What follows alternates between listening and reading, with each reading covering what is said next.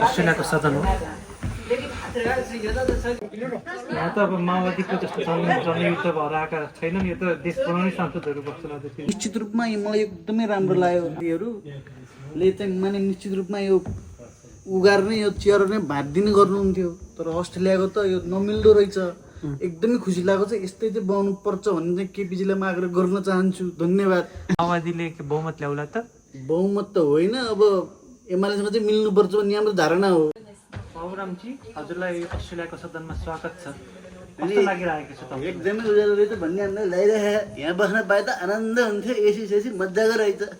खै त हिस्लाजी त देखिएन त। उहाँ चाहिँ तिहारमा टिका लगाउन जानु भएको, छोडिदिएको हो घरमै। सभापतिज्यू, हजुरलाई अस्ट्रेलियाको सदनमा स्वागत छ।